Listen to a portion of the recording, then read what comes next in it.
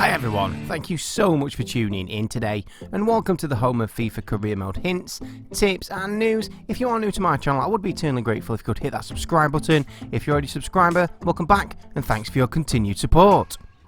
And if you want extra FIFA career gems content or you just want to get in touch, then why not head over to either my Twitter or Instagram. And this is a video that I've been wanting to make for quite some time. It is the history of FIFA career mode. We're going to be having a 2 to 3 minute look at every career mode from FIFA 09 right up to the present day.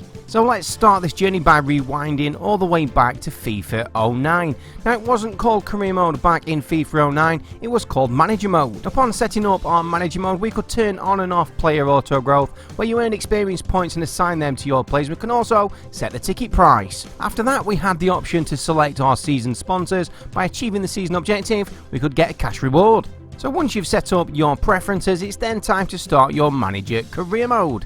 There was no scrolling menu system, it was all on one home screen. You could toggle the menu and you could also see things like manager prestige and job security. And the first thing that jumped out at me when opening up the menu is the options available are very similar to what we've got today in FIFA20. Things like team management, transfers and statistics. Within the transfer tab we have a transfer market and negotiation history. Statistics we have things like league table, top 20s, player stats, player ratings and seasonal performance.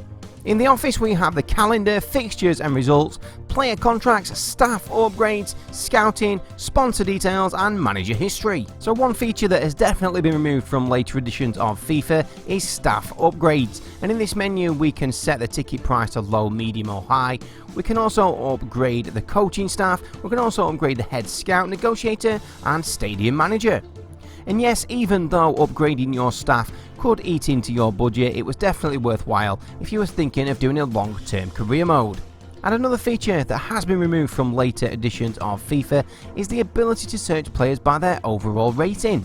I mean, obviously if you were playing a career mode where you was using the younger players, then this would have no impact on your career mode at all. But if you wanted to create the best team of the best overall players, this was definitely a godsend. And finally we'll look at the top under 21 players with the highest potential. And first up we've got Karim Benzema with a 91 potential, Giovanni Dos Santos at Spurs in FIFA 09 with a 92 potential, Bojan from Barcelona, 79 overall potential of 92. Alexandre Pato from Milan, 79 overall potential of 92. But at 21 years of age in FIFA 09, Lionel Messi was the best young player with an overall of 90 and a potential of 95. So naturally, moving on from FIFA 09, we now move to FIFA 10. And 10 years ago in FIFA 10, it still wasn't called career mode, it was still named manager mode. And to be totally honest, it was very similar to FIFA 09. One thing I did like when starting a new manager mode, when picking your club, it gave you the best player information. We also got the option to choose the board difficulty level between professional, semi-professional and amateur, which would have an impact on your club budget and your wage budget. And just like in FIFA 09, we also got the option of choosing our season-long sponsor. If we met the objectives, we would get a cash reward. The FIFA 10 manager mode home menu was very similar to that of FIFA 09. Next match, team management, transfers, tables and stats, club management, save or quit manager mode. Within team management, we can also check on our player growth and turn on and off the assistant coach. The transfer options were very similar to that in FIFA 09 and quite self-explanatory. We also got the very same staff upgrades that we did in FIFA 09, the ability to change the ticket prices, upgrade our coaching staff, fitness, head scout, negotiator and stadium manager, and again that would eat into your club budget should you choose to upgrade them rather than spend it on players. The ability to still search for players by their overall rating, that was still there in FIFA 10. Finally, for FIFA 10, we'll look at the top under 21 players with the highest potential. And first up, we've got Karim Benzema, 91 potential. Eden Hazard was still playing for Lille in FIFA 10 and had a 91 potential. Another player with a 91 potential was Kerrison from Benfica. He was a striker who had an overall of 78. Messi had turned 22 in FIFA 10, so doesn't feature on these top players, but the next Barcelona wonder kid was supposed to be Bojan. He had a 79 overall and a potential of 92 in FIFA 10, but the highest potential young player in FIFA 10 was Alex Pato from AC Milan with an 84 overall a potential of 92. Now I score both FIFA09 and FIFA10 with a good solid 7 out of 10, but FIFA 11 is where EA definitely upped their game. Gone was manager mode, and it was time to say hello to career mode. And within this new magical career mode, where we would lose hours of our lives, we had the ability to become a manager like we could in FIFA 9 and FIFA 10. We could also be a player or even a player manager. And once we decided which path we was going to choose, we then had to view our contract and the objectives and then sign that contract. And gone were the dreary grey and black menus and replaced with a modern, new, vibrant, colourful career mode home. And within this new menu we had the option to advance, calendar, my career, squad, transfers, settings, quit, or even view the latest TalkSport stories. There was a new option within transfers, one that we've still got in FIFA 20 today, and that is budget allocation, where we could manage all of our budget between wages and transfers. And looking back, that feature really hasn't changed from FIFA 11 to how it looks today. Now, even though there was still no potential status back in FIFA 11, there was a way to check on your player's potential. That was by going into player growth. The young players, you would see their high potential, give him playing time, but you also get the players who are slightly older, almost maxed out his potential, he won't grow a lot. And also within transfers, there was still the option there to search for players by their overall rating. There was one new thing added, and that was the ability to shortlist players, which saved me a lot of time in putting together the top 5 young potential players. And first up was Ji Dong Won. He had an overall of 66, a potential of 89. I have to confess, I can't remember too much about him. In fact, 3 of these players didn't have a great career after FIFA 11. Next up was Di Santo from Wigan Athletic. He had an overall of 74 and a potential of 90. Next one was Ninis from Panathinaikos, who had an overall of 77 and also had a potential of 90. Still playing for Lille in FIFA 11 was the FIFA 20 cover star Eden Hazard, who had an overall of 81 and a potential of 91. But for the third FIFA running, Alex Pato was near the top of the high potential charts with an 83 overall and a potential of 91. So FIFA 11 is definitely my favourite so far, and I give it a good 8.5 out of 10. So FIFA 11 was going to be a very tough act to follow, so let's see how FIFA 12 shaped up. Now, the first thing to note is it was the first game to feature FIFA Ultimate Team. Now, anybody that follows me over on Twitter will know my feelings behind that game mode. I personally think it promotes gambling to people who are underage, but that is a story for a different day. Upon starting a career mode in FIFA 12, we got the option to go to the Creation Center. The setup menu was pretty much identical to that of FIFA 11. And even though FIFA 12 was the first game to include FIFA Ultimate Team, it was also the first one to include a feature that would prove very popular with career mode players, and that was the Youth Academy. And whilst this was brilliant back in FIFA 12, it pretty much is exactly the same format as it is in FIFA 20. We still only had the option to use 3 scouts. The scouts, however, back in FIFA 12 were considerably more expensive to hire than they are in FIFA 20. The emails that we receive from our Youth Academy scouts haven't changed pretty much in 8 years. The most infuriating things as we compare the Youth Academy of FIFA 12 to that of FIFA 20 is the ability to scout the exact same countries as we could 8 years ago. We've only got the option of Northern Europe, Southern Europe, Central Europe, the rest of Europe, Asia, Australia, Africa, South America, and finally North America. Also the same is the player type we can scout for, and those are exactly the same in FIFA 20. Technically gifted, winger, physically strong, playmaker, goalkeeper, attacker, exactly the same. One thing that we could do in FIFA 12 was scout younger players than we can in FIFA 20. And like I've already said, this was brilliant back in FIFA 12, but it's very sad to see that this Youth Academy that so many FIFA career mode players use has not improved. It's actually pretty much stagnated since FIFA 12, all the way up now to the modern day FIFA 20. Surely we can cross our fingers and hope for better in FIFA 21. And there was another new feature added in FIFA 12, and that was the squad report, and it stayed pretty much this way all the way up to FIFA 17. There is one noticeable difference in FIFA 12, and that's where it says status. There is no potential status in there. All it's got in FIFA 12 is a player morale.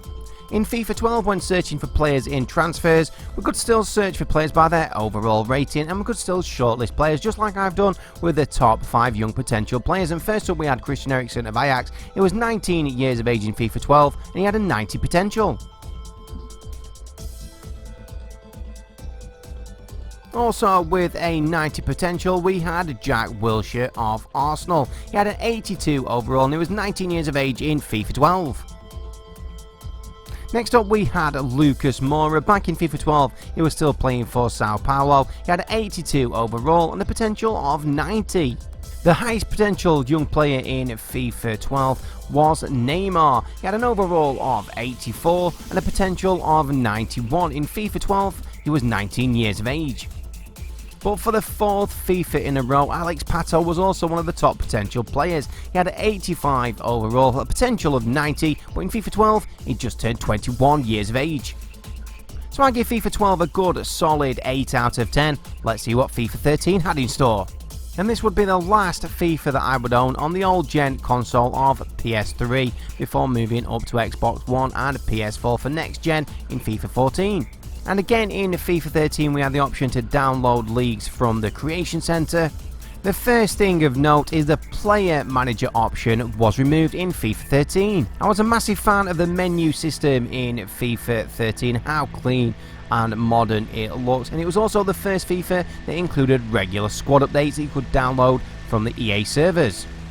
But in my opinion, the best feature that was added in FIFA 13 wasn't exactly a feature, it was a potential indicator that we now call the potential status that we still use in FIFA 20 today, and that is showing great potential for players between 80 to 85 potential, exciting prospect for players between 86 and 90, and potential to be special for players 91 or above. And the squad reports in FIFA 13 stayed that way pretty much all the way up to FIFA 17. There was another new excellent addition in FIFA 13, and that was the ability to request extra transfer funds.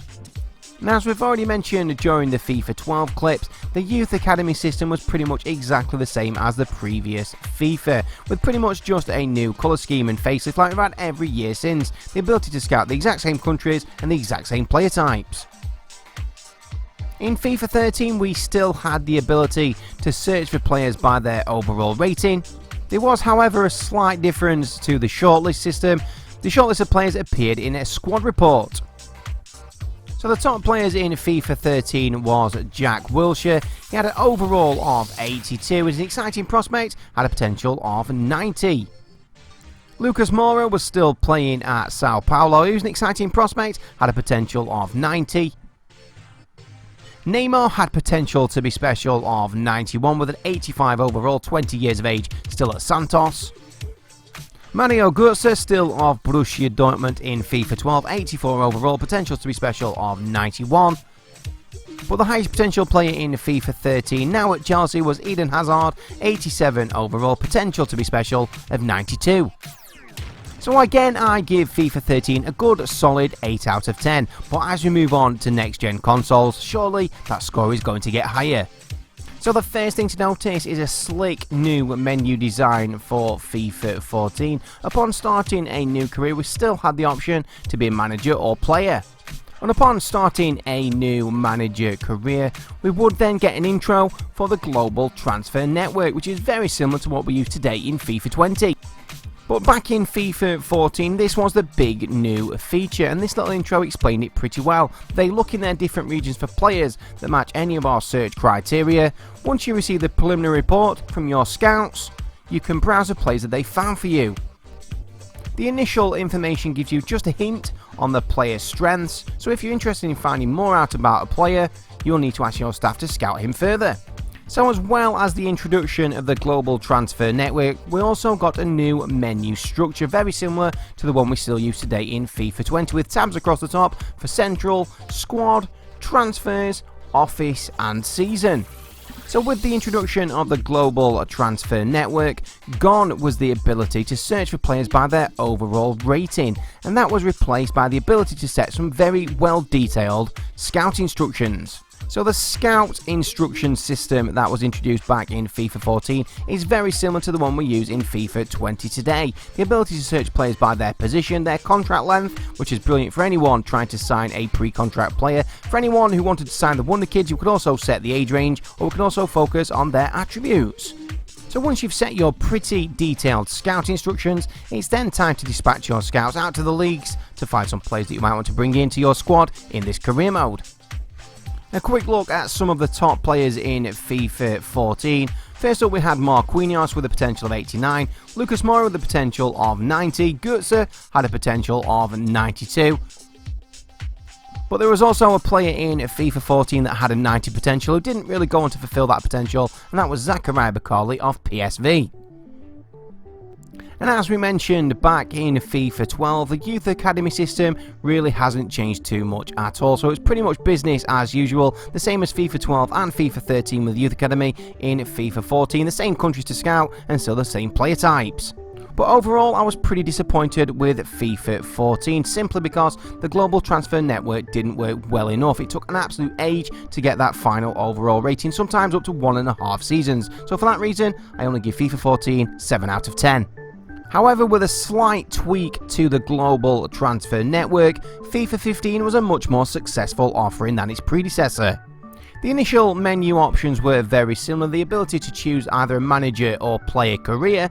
If you was at a high enough level, we had the opportunity to use these boosts for our career modes. So back in the World Cup of 2014, Luis Suarez actually bit the Italian defender Giorgio Chiellini, and because of that he received a 4-month ban. So upon starting a FIFA 15 career mode, that was actually reflected and Suarez was banned until October. And personally, I do really like it when FIFA mirrors real life, so FIFA 15 had a great start with its authenticity. So upon searching players in the transfers tab, the menu that we still use today in FIFA 20 first appeared in FIFA 15. And obviously this will be very familiar to all of us to search players by name, by their position, nationality, transfer status, age range, country, league, and then if you chose league, you can also choose a team in that league. So once you've found a player that you're interested in scouting, this is where FIFA 15 really stepped up from FIFA 14, as you now get the amount of days that it will take to see your player's overall rating. As you can see there, 9 days remaining before we get the full scout report on Youri Tielemans. And once those 9 days have expired, we then get an email from our scout to say the final scout report is ready to view. And within that final scout report is the overall rating after only 9 days, which is far better than waiting for 1.5 seasons like we had to in FIFA 14.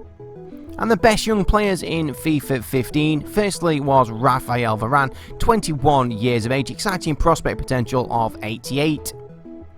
Aymeric Laporte, then of Athletic Club Bilbao, is showing great potential in this clip, but he did have a potential as high as 88. Career mode legend Youri Tielemans was an exciting prospect and a potential of 88. Paul Pogba's potential ranged between 89 and 91. And finally, Memphis Depay was an exciting prospect and had a potential of 88. And to repeat myself for a third time, the Youth Academy system was pretty much exactly the same as it was when it was introduced back in FIFA 12, the ability to only scout the same countries and the same player types. The ability to request extra funds from the board was still available in FIFA 15. So in my opinion, the slight tweak of the global transfer network did improve FIFA 15 over FIFA 14, and for that reason I gave it a good solid 7.5 out of 10. Now FIFA 16 will always hold a special place in my heart because it was when I started FIFA Career Gems over on Twitter. I was a big fan of the blue and green colour scheme and also the ability to have your favourite club's stadium behind the menus. But even though we are on next-gen console of Xbox One and PS4, the ability not to choose our manager and just have the default manager was still quite disappointing in FIFA 16. But for me, that is where the disappointment ended, as FIFA 16 continued to be my favourite for many a year. The ability to have a pre-season tournament, which was absolutely brilliant if you were using a low-budget team, an excellent way to generate more funds. The improved global transfer network from FIFA 15 remained in place for FIFA 16. But another thing that remained in place was the same Youth Academy system that we've had since FIFA 12, the ability to only scout the same countries and also the same player types. We could still request extra funds from the board for transfers if we meet the objective set. But the big new feature back in FIFA 16, which made a massive difference to career mode in my opinion, was the ability to train our players. Now, player training still divides opinion in career mode to this very day, because it can be abused and used to get some of young players to a very high overall rating, but sometimes it can also stunt physical natural growth. The training setup is very similar to that we've got in FIFA 20 today. There are only 5 training slots. We can either play the training games, or as I've done since FIFA 16, I've always simulated all. So overall, I was massively impressed with the introduction of player training back in FIFA 16, but like I said, you could abuse the system and get some players up to some very high overall ratings, just like I did here with Embolo at 91, Mazonda at 90, Bellerin at 96, Pulisic at 95, and the best of all, Richard Libazoa up at 98, who by 24 years of age was one of the world's best. So for me, FIFA 16 ranks very highly, and I give it a solid 8.5 out of 10. So FIFA 16 was going to be a tough act to follow. Let's see what you've got. FIFA 17. Again, I was a massive fan of the colour scheme. This year's was black and yellow. There was a few slight new additions to FIFA 17 career mode. The first one was the ability to view board expectations. And by achieving those board expectations or not, that would impact your new manager rating. Now, you might recall me moaning at the start of FIFA 16 about the ability to only use the default manager. That was also changed in FIFA 17, as we now had limited options of which manager we could use in our career modes. Now, the new impressive feature in FIFA 16 was player training, and that pretty much stayed exactly the same in FIFA 17, as did the ability to massively inflate your player's overall rating, as we can see here, Renato Sanchez had a potential of 90 in FIFA 17, and he's up at 99 overall. And as I've just mentioned previously, a new feature to FIFA 17 was board expectations. Now, in all honesty, these are pretty much exactly the same as what we've got in FIFA 20 today. Our manager rating is in the top left hand corner, and we have to contend with things like youth development, brand exposure, continental success, domestic success, and financial. And to repeat myself yet again, the Youth Academy system is pretty much exactly the same in 17 as it was in FIFA 12. We could still only employ 3 Youth Academy scouts. And we could only send those scouts to the same countries and search for the same player types as we've been able to do 5 years previous. And considering the Youth Academy is something that pretty much every career mode player uses, I think it's criminal that it's not been improved in the last 8 years. Within our Office tab, we had a new Finances screen. Sadly, the Request Funds option had been removed, but we could look at things like profit earnings and expenses, prize money, travel costs, player shirt sales and player wages, and the budget allocation slider that remains in place to this day was still there in FIFA 17. And the top potential players in FIFA 17 was Dele Alli, who had a potential of 90, Marco Asensio had a potential of 89, Anthony Martial had a potential of 90, Renato Sanchez had a potential of 90, even though I got him all the way up to 99, and Ousmane Dembele had a potential of 90 also. So FIFA 17 all in all pretty decent, and I gave it 7.5 out of 10. So whilst I started my FIFA Career Gems journey on Twitter back in FIFA 16, FIFA 18 was where I started my YouTube channel. The initial menu setup was very similar to that of FIFA 17. We still had the ability to view board expectations prior to starting a career with a particular team, and we also had the same limited number of options when choosing our managers. But the first thing to note in FIFA 18 was gone with the squad reports that we've had since FIFA 12 right up to FIFA 17, and that has been replaced with a new shiny squad hub. And within this squad hub we can see all our players' status, stats, attributes and financial details. Now, back in FIFA 18 I really did like the new squad hub, but as time's passed on I'm not sure if I actually prefer the squad report. And as well as the new squad hub, we also got a new transfer hub, where all our shortlisted players was put together in the same format as the squad hub, and we could view them exactly the same. But the big new introduction in FIFA 18 was the transfer negotiation or contract negotiation scenes. I did say at the time these would get repetitive, and that's still true to its word. The club finances screen that was introduced back in FIFA 17 remained exactly the same in FIFA 18. There was no reintroduction for the request funds option neither. And for the 6th year in a row, the Youth Academy system simply had not been touched. we could still only employ a maximum of 3 Youth Academy Scouts, and those Youth Academy Scouts could only search for the same player types in the exact same countries. But despite the Youth Academy system not being touched at all, I will always remember FIFA 18 quite fondly, simply because it's where I started this YouTube journey. And the top 5 young players in FIFA 18 were Leroy Sané with a potential of 92, an overall of 85 and a face scan. Gabriel Jesus, also of Manchester City, overall of 83, potential of 92. Ousmane Dembele, potential of 92. Gianluigi Donnarumma, overall of 82, potential of 93. The highest potential player in FIFA 18 was Kylian Mbappe with a potential of 94. So FIFA 18 was pretty decent, and I gave it 7 out of 10. Now it's going to be very hard for me to find anything positive to say about FIFA 19 career mode. The first nail in its coffin was when they cut our career mode save slots down to a measly 4. And yes, it might have looked aesthetically pleasing with its new colour splashes, but they simply tried to gloss over the fact that this is pretty much FIFA 18 with a Champions League license. And yes, at the time of course I was happy that the Champions League was replacing the generic Champions Cup, but the license really did only paper over some massive cracks that were obvious in FIFA 19 career mode, the main one being what we called at the time the -1 overall glitch, where certain players, despite their young age in our career mode squad, would receive a -1 to their overall rating. And just as infuriating as a glitch itself was the time it took for EA to patch a fix. For seasoned FIFA players, we did receive a new difficulty level of Ultimate in career mode. The finances system was exactly the same as it was in FIFA 17. Again, there was no ability to request extra funds. Again, sadly, the Youth Academy system had not been touched. It was still the same format as in FIFA 12. We could still only employ a maximum of 3 Youth Academy Scouts. We could only send our scouts out to the same country and search for the same player types. But there really is no hiding from the simple fact that FIFA 19 was a carbon copy of FIFA 18 with shiny new Champions League graphics. And yes, it does add a lot of realism, replacing the generic Champions Cup with the official Champions League, but we really were hoping for more in FIFA 19 than was actually delivered. The top potential players in FIFA 19 were Ousmane Dembele with a 92 potential. Vinicius Jr. had a potential of 92. Matthias de Ligt had a potential of 93.